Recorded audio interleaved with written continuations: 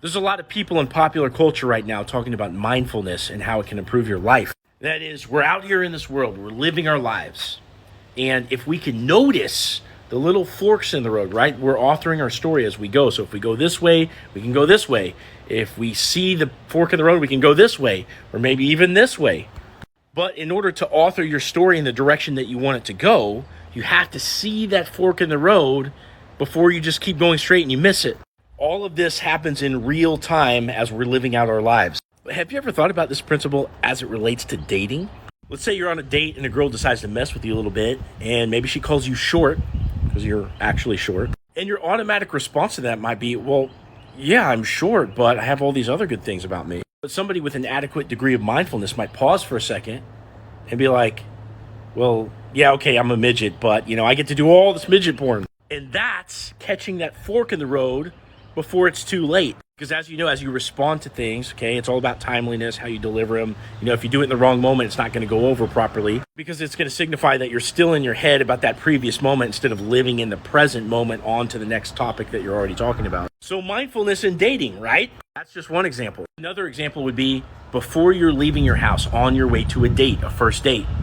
You can either cross your fingers and kind of have this attitude. It's like, man, I hope this goes well. I really like this chick. Or you can take a second to catch that you were about to go on that automatic response of, I hope this goes well, and change your attitude about it and say, you know what?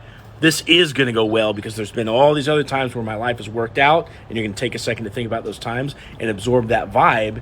And now all of a sudden, in real time, you are starting to write the story of that first date about to go excellent. If you choose to live by your automatic thoughts and your automatic programming, you're living out your life with your baseline energy without putting any effort into thinking about the way that you think and just kind of going out and just winging it, okay? You are not going to have the experience that you could otherwise have with a little bit of effort. Now, the whole point of mindfulness is this ability to just kind of live without thinking too much about things and being in your head all the time. But you've got to put some work on the front end to be able to develop this radar, okay? And you can put some effort into amping your energy state and changing your mentalities before you go out into a performance environment like a date, okay? And eventually these things will become your automatic responses. Now, if you see the potential in this, okay, and you want to work with somebody that can help you adjust these things, what I want you to do is click on my profile right here, click the link in my profile, and choose one of the options to work with me. I'll help you examine your automatic thought patterns, okay, and apply them to maximize your results in your dating life.